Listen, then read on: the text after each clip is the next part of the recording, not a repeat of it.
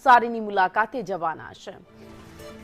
તેઓ અતિવૃષ્ટિ બાદ રાજ્યમાં સર્જાયેલી વરસાદી સ્થિતિનો તાગ મેળવશે। નવસારીમાં તેઓ સાનવાડી, સાલેજ, કલમઠા, તલિયારા ગામની મુલાકાત લઈ ખેડૂતોની સ્થિતિ જાણશે। આ ઉપરાંત નવસારી કલેક્ટર કચેરી ખાતે સમીક્ષા બેઠક યોજ્યા બાદ તેઓ વલસાડ જિલ્લાની મુલાકાત લઈ સંબંધિત અધિકારી સાથે ચર્ચા કરશે।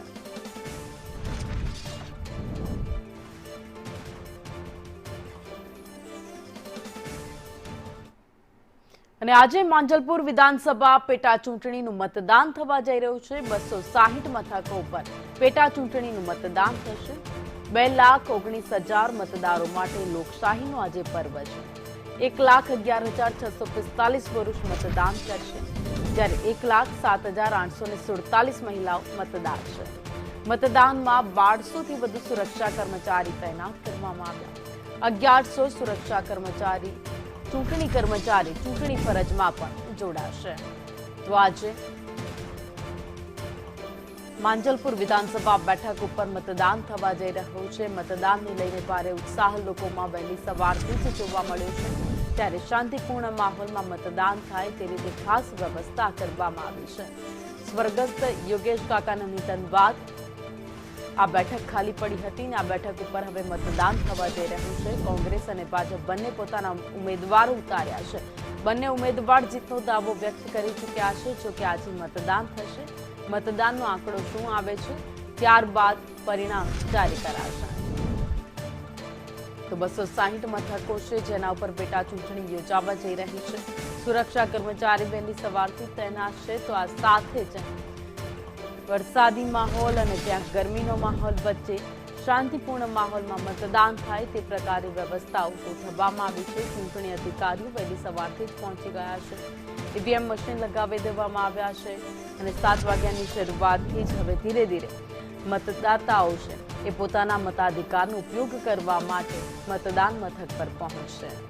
તો મતદાન મથક અંદરના દ્રશ્યો આપ જોઈ રહ્યા છો માંજલપુર વિધાનસભા બેઠક પરના, જ્યાં બેઠક ખાલી પડી હતી, જેના ઉપર હવે ફરી એકવાર મતદાન થવા જઈ રહ્યું છે। 260 મતદાન મથકો છે। પેટા ચૂંટણી ત્યાં યોજાવા જઈ રહી છે। મતદાનમાં 1200થી વધુ સુરક્ષા કર્મચારીઓ તૈનાત છે। તો આ બેઠક ઉપર ભાજપનું શાસન હતું, પરંતુ હવે કોંગ્રેસ કહી રહ્યું છે કે કોંગ્રેસ આ વખતે બાજી મારશે। કોંગ્રેસ ઉપર ભરોસો મૂકવા માટે પણ કોંગ્રેસના ઉમેદવારે લોકોને અપીલ કરી છે કે અત્યાર સુધી તો ભાજપનું શાસન હતું, પરંતુ કોંગ્રેસને એક મોકો આપો। જે કામો બાકી રહી ગયા છે કોંગ્રેસ જરૂર પૂરા કરશે, અમને વિશ્વાસ પૂરો અપાવશે। પરંતુ બીજી બાજુ ભાજપે એવો દાવો કર્યો છે કે આ બેઠક ઉપર ભાજપ ફરી એકવાર જીત મેળવી ઇતિહાસ રચશે। વિધાનસભાની પેટા ચૂંટણીનું મતદાન કર્યું છે અને પ્રથમ જે મતદાર છે આપણી સાથે છે। સાહેબ, જે રીતે આ તમે જે હાલ અહીંયા મતદાન કર્યું છે, અહીંયા શું કહેશો? આ જે લોકશાહીનો પર્વ છે, પેટા ચૂંટણી છે, કઈ રીતે મતદાનમાં આખો દિવસ રહેવું જોઈએ? ભલે આજે ઓરેન્જ એલર્ટ છે વરસાદનું, મતદાન તો દરેક જણાએ કરવું જોઈએ, ભલે તમને ગમતું હોય કે ના ગમતું, કોઈ સરકાર માટે હોય કે સરકાર વિરુદ્ધ હોય, પણ મતદાન દરેક નાગરિકની ફરજ છે અને દરેક જણાએ કમ્પલસરી મતદાન કરવું જોઈએ। મતદાન આખો દિવસ ચાલુ રહેશે અને અહીંયા સુવિધા પણ સારી ઇલેક્શન કમિશને ગોઠવેલી છે। અચ્છા, ચોમાસાને લઈને પણ ખાસ શેડની પણ વ્યવસ્થા કરવામાં આવી છે? હા, સારી વ્યવસ્થા છે અને એક આદર્શ બૂથ બનાવવામાં આવ્યું છે, જે સૌથી સારી વાત કહેવાય। કારણ કે નોર્મલી બધા બૂથ પર કેવું સુવિધાનો અભાવ હોય છે, પણ અત્યારે વખતે સુવિધા બહુ સારી કરી છે આ લોકોએ। સુવિધા લાગે છે કે સામાન્ય ચૂંટણી કરતા મતદાન સારું થશે કે? હા, 100%। સામાન્ય ચૂંટણી કરતાં મતદાન વધારે થવાની શક્યતા ખરી, કારણ કે એમ તો ટેકનિકલી રજાનો દિવસ નથી, પણ છતાં લોકોનો ઉત્સાહ છે કે સવારે વહેલા આવીને મતદાન કરી દો ઓફિસ જતા પહેલા, શક્યતા ખરી મતદાન થવાની।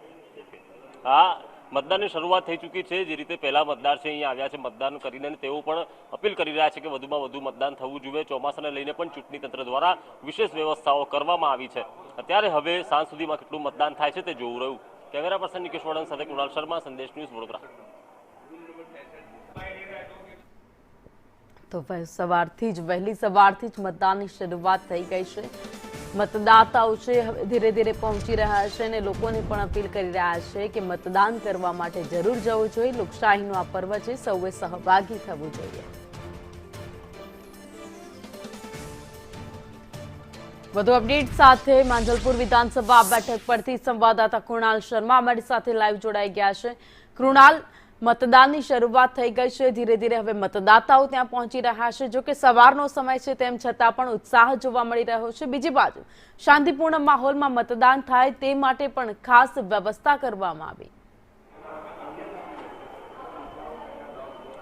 ભાવિની માંજલપુરના ધારાસભ્ય સ્વર્ગીય જે યોગેશ પટેલ છે 8 ટર્મથી ચૂંટાતા આવ્યા હતા, તેમનું અચાનક જ નિધન થયું હતું ને ત્યારબાદ પેટા ચૂંટણી આવી માંજલપુરની.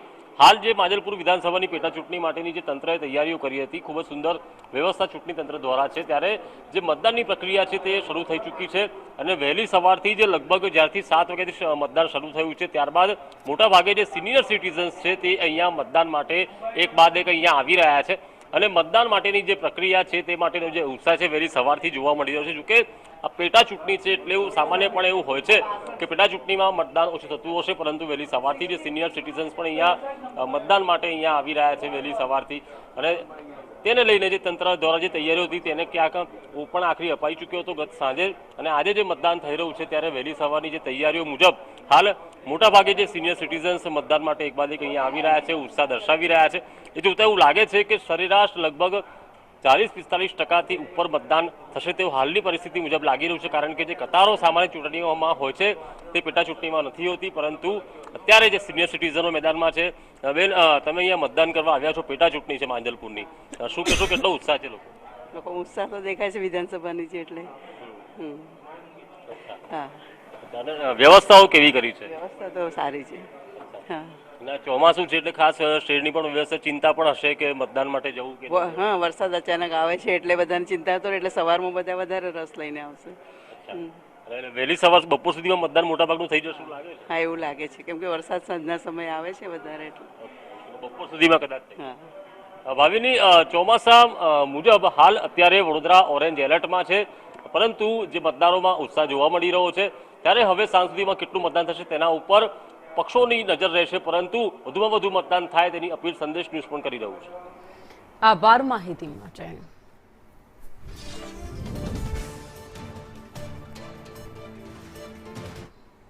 તો ગુજરાત વિધાનસભા